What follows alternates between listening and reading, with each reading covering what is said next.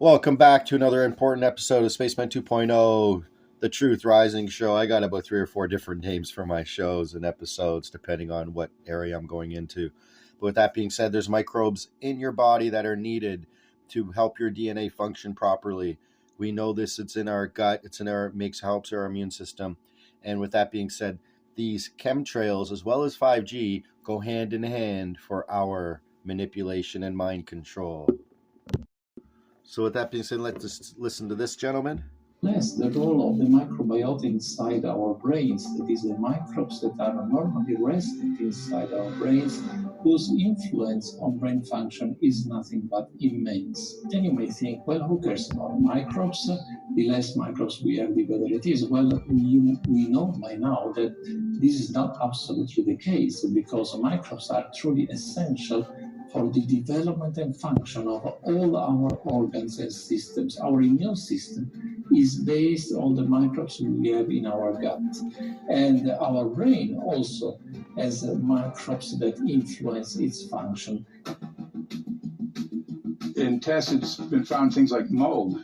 If you grow mold inside a Faraday cage, it'll grow one way, then even if the electromagnetic fields are around, take the Faraday cage away, and some sort of 600 biotoxins are developed within the mold because of the effects of the EMFs upon it. Electromagnetic fields, even of weak quality, have an effect upon our microbiome, which is really essential to our whole being. This is going to eviscerate microbial DNA inside human beings, which is our effective operating system, number one. So it may not impact human DNA in laboratory experiments right now, and they're saying it doesn't impact human DNA. But given that human DNA is less than 1% of the cellular DNA in the human body, the rest of the cellular DNA is microbial, and we know that this will eviscerate microbial DNA. So we're talking about a takedown of the operating system of human beings. Exactly. I couldn't have put it better myself.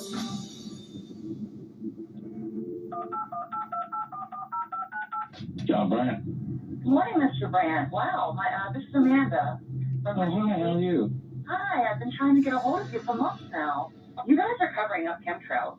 No, we are not covering it. We have no reason to cover up chemtrails. Of course, you have every reason to cover it up. Every reason. It's called What losing your reason job. would that be?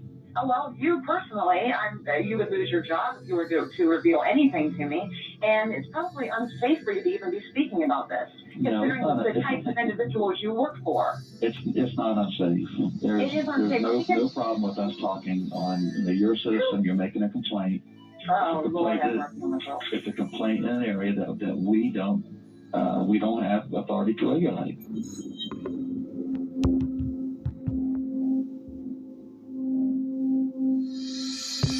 So the connection between chemtrails and 5G. It's all interconnected. The metallized particulates, that would allow the 5G phased array, so basically the radar, that would allow it to be able to identify you, so it can watch you, it can identify you in your own home 24 hours a day, 7 days a week.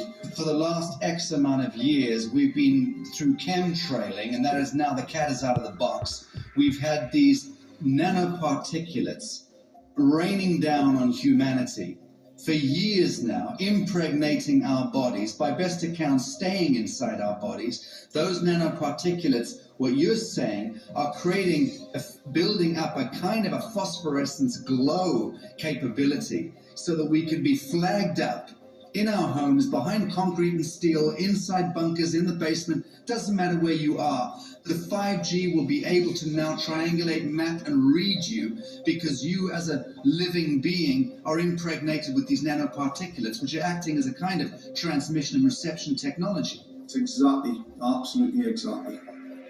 You have to consider that DNA also works as a fractal antenna, which is able to send and receive and also to process signals under the form of radio frequencies. Well, then there is no doubt that artificial radio frequencies, such as those of cell towers, and in particular these new types of towers that have a much higher density of signals, they may somehow interfere with the ability of DNA to retain and transmit biological signals. So this is one level of danger that very few biologists are aware of.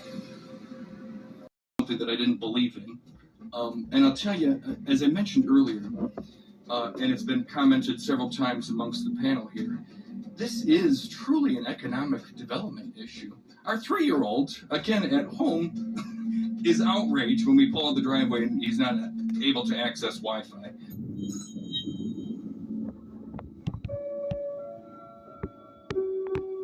I think anyone who puts Wi-Fi into a school should be locked up for the rest of their life. I really do. I think they're not fit to walk on the surface of this planet because they haven't looked at the research, and whatever incentive they have, it is not worth the genetic problems that parents are going to face with their children when they're born. France has banned Wi-Fi in nursery schools and put warnings out for regular schools because they're finding there's impaired learning capacity in children when they're around Wi-Fi. The 4 top diseases that kill our children, our young adults right now, are brain tumors, thyroid cancer, testis cancer, rectal cancer, everywhere we put our cell phones. And a lot of our children are sick and they're being misdiagnosed and mistreated because the wireless industry has put billions and billions of dollars in the past 30 years to mislead the public as to the health effects and keep the public uninformed. We are performing. So with that being said, check out this documentary movie on BitChute by Sacha Stone called 5G Apocalypse, the Extinction Event. And it will help inform you and help you understand the significance of what we're doing to ourselves by being around this radioactive frequencies. So again, chlorella powder may help perfect your DNA. This is not health advice. May help detoxify heavy metals and radiation that are looming down on us from chemtrails. And now you know how 5G and chemtrails are needed together to form their alliance and why they keep chemtrailing us to saturate us with nanoparticulate, so we're even able to be x-rayed right through our living quarters and seen where everything is in this planet and where everyone is on this planet.